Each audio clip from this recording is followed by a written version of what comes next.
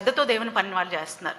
ఇలా వీడియోస్ పెట్టిన ఒక్కరి బిడ్డ అయినా మీరు గమనించండి, దేవుని పని కోసం ఏదైనా విడిచిపెట్టుకోగలిగారా? వీడియోస్ ఊరికే చేసేస్తున్నారు. సరే, వారి జీవితం, వారి బిడ్డలు ఎవరైనా సరే దేవుని కోసం నేను ఇది విడిచిపెడతాను, ఇది విడిచిపెట్టుకుంటాను, నేను దేవుని సేవ చేస్తాను అని ఎవరైనా నిలబడిన వాళ్ళు ఉన్నారా? వీడియోస్ పెట్టిన ఎవరి బిడ్డలు దేనికోసం, దేవుని కోసం ఏది వదులుకున్న వాళ్ళు ఉండరు. వాళ్ళ పనులన్నీ చక్కగా చేసుకుంటారు, వారి జీవితాలు అన్నీ చక్కగా ఎంజాయ్ చేస్తుంటారు. కానీ ఇతరుల మీద బురద చల్లడానికి ప్రయత్నిస్తూ ఉంటారు. ఇప్పుడు చెప్తున్నాను ఒక స్టేట్మెంట్, నా బిడ్డ ఇక్కడ సేవ చేస్తుంది, ఎక్కడున్నా మినిస్ట్రీయే చేస్తుంది. ఎందుకంటే దేవుని పిలుపు తనకుంది, దేవుడు పిలుచుకున్నాడు. దేవుని పిలుచుకున్న వాళ్ళని వెనక్కి కానీ లాగాననుకోండి, వెనక్కి నేను లాగినా ఎవరు లాగినా అది శాపం. ఎక్కడున్నా ఇక్కడ సేవ చేస్తుంది, అక్కడ కూడా దేవుని సేవే చేస్తుంది, మన దేవుని సేవే చేస్తుంది. యేసు ప్రభు పాద సేవే చేస్తుంది, యేసు ప్రభు పాద సేవే చేస్తుంది. అర్థమైందండి? ఎక్కడున్నా ప్రభువు సేవే చేస్తుంది. ఏ పక్షములోనైనా సేవ విడిచిపెట్టాల్సి వస్తే ఏదైనా విడిచిపెడుతుంది. కానీ తనిచ్చిన స్టేట్మెంట్, తనకి బదులుగా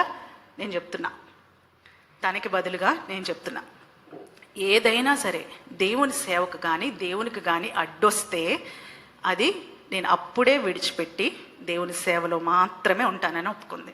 అందుకంటే ఇంకేం కావాలండి? ఒకసారి బిగ్గరగా చెప్దామా? హల్లెలూయా.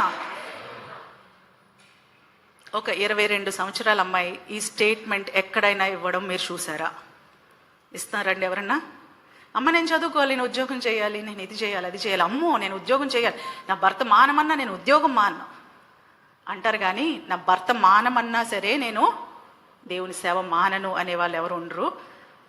ఒకవేళ అలా మానేస్తావా అని అడిగే వాళ్ళ ఇంట్లో కూడా నేను పంపించను. నీతో పాటు నేను సేవ చేస్తాను, నీతో పాటు నేను ఉంటాను సేవలో అన్నవారింటికే నేను మేము పంపిస్తాం. ఓకేనండి?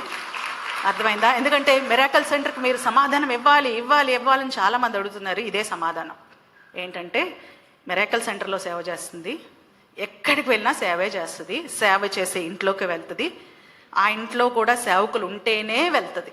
ఓకే, ఆ ఇంట్లో కూడా సేవకులు ఉంటేనే, దేవుని సేవ చేసేవారైతేనే, దేవుడు అంటే అమితముగా ఇష్టపడి దేవుల్లో ఉండేవారు మాత్రం, మాలాగే ఎవరైతే అన్యమైన వాటికి దూరంగా ఉన్నారో వారింటికి మాత్రమే మేము పంపిస్తాం. ఓకేనండి? ఓకేనా? Praise the lord.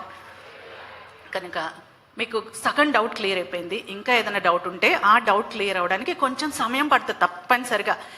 మా ఫ్యామిలీకి చెప్పకుండా, అంటే మిరాకల్ ఫ్యామిలీకి చెప్పకుండా ఏది మేము చెయ్యము. ఓకేనండి? అది మీకు చెప్తాం తప్పనిసరిగా. చేసిన తర్వాత అయినా తప్పనిసరిగా దగ్గరలో చెప్తాం. చెప్పలేదు అంటే దాని అర్థము కొన్ని కారణాలు ఉన్నాయి, ఎందుకు చెప్పలేదు తెలీదు అని చెప్పి మీరు అర్థం చేసుకోవాలి. ఫ్యామిలీలో కూడా ఒక్కొక్కసారి డాడీతో కొన్ని చెప్పకుండా మమ్మీతోనే చెప్పుకుంటారు, ఎందుకంటే అది డాడీ వరకు వెళ్ళడానికి కొంచెం టైం పడుతుంది. అలాగే మీ వరకు రావడానికి కొంచెం టైం పడుతున్నప్పుడు మీరు కూడా సహనంతో, మా పాస్టర్ గారు ఏ నిర్ణయం తీసుకున్నా దైవ చిత్తానుసారంగా చేస్తారు అని నమ్మితే తప్పనిసరిగా మా కోసం ప్రార్థన చేయాల్సిందిగా కోరుకుంటున్నాను. కనుక వాక్యంలోంచి ఎక్కడెక్కడికో వెళ్ళాం కదా, నిజంగానే ఒక్కొక్కసారి మనము సహాయం కోసం కదా ఎక్కడెక్కడో చూస్తుంటాం. కానీ సమూయేలు ప్రవక్త ఇశ్రాయేల్ ప్రజలు తన దగ్గరికి వచ్చినప్పుడు ఏం చేశాడు? దేవుని దగ్గరికి వాళ్ళని తీసుకొని వెళ్ళాడు. ఇకబోదు అనుభవం నుంచి నువ్వు ఏ అనుభవంలోనికి వెళ్ళాలి? ఎబెనేజర్ అనుభవంలోకి వెళ్ళాలంటే నువ్వు 7 పనులు చేయాలి. దేవుని పూర్ణ హృదయంతో సేవ